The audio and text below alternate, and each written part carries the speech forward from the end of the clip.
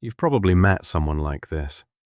They talk about big plans, a different life, more money, more freedom, a version of themselves that's better. They can describe it clearly, almost vividly, what they'll do, who they'll become, how everything will change.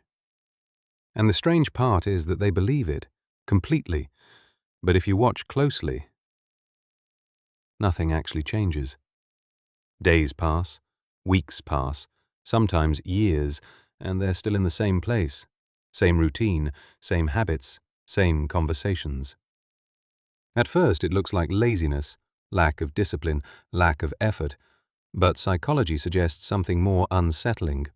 Because this isn't about doing nothing, it's about something happening internally. A pattern, a loop, where the mind creates progress without requiring action. Number 1. They confuse thinking with progress. In psychology, imagining success can trigger the brain in a very specific way.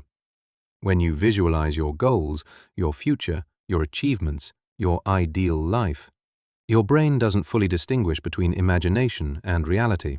It releases small amounts of satisfaction, a subtle sense of reward, almost like you've already moved forward. This is where the loop begins. Because the more someone thinks about their goals, the more their brain starts associating thinking with progress. They plan, they visualize, they replay scenarios where everything works out, and each time, they feel something. A brief sense of movement. But nothing has actually changed. Over time, this creates a quiet illusion that they're getting closer without doing anything. And slowly, the urgency fades. Because from the brain's perspective, why struggle in reality when imagination is already giving you the reward? Number 2. Fear of failure is hidden under motivation. From the outside, they don't look unmotivated. They talk about goals, they think about the future, they seem invested.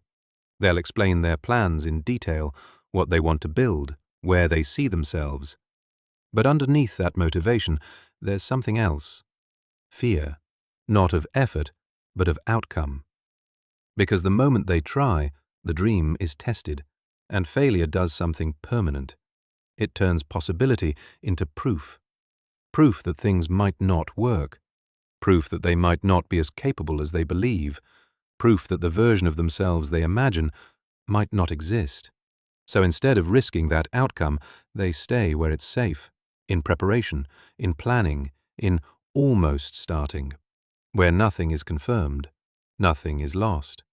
Because as long as they don't act, the dream stays intact, perfect, untouched, unchallenged. And that illusion of perfection feels better than confronting reality. Number 3. They wait for the right moment. There's always a condition attached. I'll start when I feel ready, when things calm down, when the timing is right. It sounds logical, even responsible. It feels like patience, like you're waiting for the smartest possible moment to act. But psychologically, it becomes a delay mechanism. Because readiness is treated like something you need before action, when in reality, it usually comes after. Most people don't feel prepared when they begin. They feel uncertain, uncomfortable, unstable. And then they adapt. They figure things out while moving. They adjust as they go.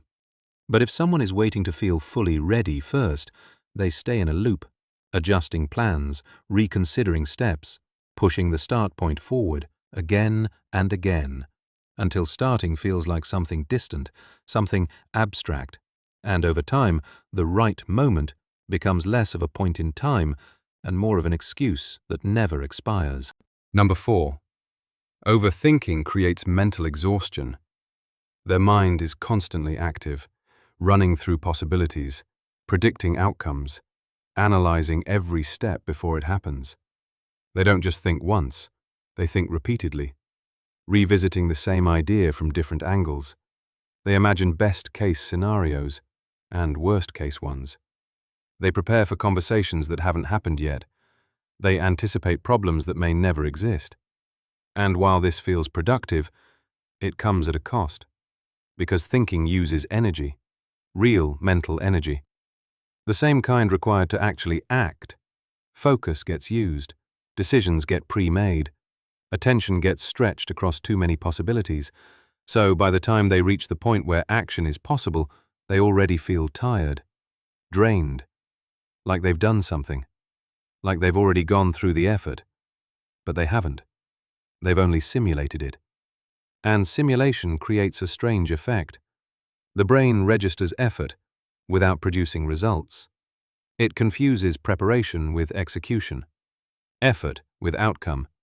So instead of moving forward, they hesitate, they pause, they delay. Not because they don't want to act, but because mentally they feel like they already have. Number 5. Their identity isn't aligned with their goals. This goes deeper than motivation, because action isn't just about what you want, it's about who you believe you are. The brain resists behaviors that don't match your identity. So if someone internally believes, I'm not consistent, I always lose focus, I don't finish things, then any action that contradicts that belief feels unnatural, almost unstable, like you're forcing something that doesn't belong to you. Even if they want the outcome, their internal system pushes back. Because acting differently would require something more than effort. It would require identity change, a shift in how they see themselves, not just what they do. And identity is persistent. It's built over time through repeated patterns, through past experiences that quietly reinforce the same story. So unless that internal belief shifts, their behavior won't, no matter how big the goal is, because the brain will always choose consistency over transformation. Number 6. They are addicted to potential, not effort. Because potential feels powerful. Talking about big dreams creates a sense of identity, a version of the future that feels real, exciting, meaningful, full of possibility. It allows people to briefly step into a version of themselves that doesn't exist yet, but feels close enough to believe in.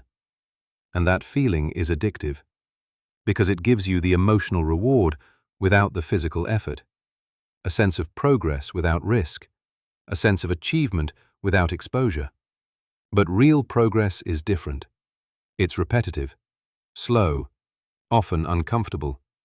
It involves failure, adjustment, embarrassment, uncertainty that doesn't resolve quickly. It doesn't feel like potential, it feels like work. And that contrast creates resistance. So instead of stepping into that reality, they stay attached to the idea of who they could be. Because potential is safe. It hasn't been tested, it hasn't been challenged, it hasn't been reduced by failure or reality. It exists in a protected space where nothing can contradict it. And as long as it stays in the future, it stays perfect, untouched, unlimited, unbroken. Which is why they protect it, even if it means never turning it into something real. If any part of this felt familiar, not the version you show people, but the one you recognize privately, then you already know where the problem isn't. It's not your goals. It's not your ability. It's the loop. The one that feels like progress, but keeps you exactly where you are. So here's something to think about. What's one thing you've been planning that you've never actually started? Not the big vision, the smallest step, the one you keep postponing. Write it down, or if you're willing, leave it in the comments. Because sometimes, the moment you make it visible, it becomes harder to ignore. And if you want more breakdowns like this, the patterns, the behaviors, the things most people overlook, subscribe to Uncanny Psychology. Because understanding the mind isn't about motivation, it's about seeing the patterns you didn't realize you were stuck in. Stay analytical.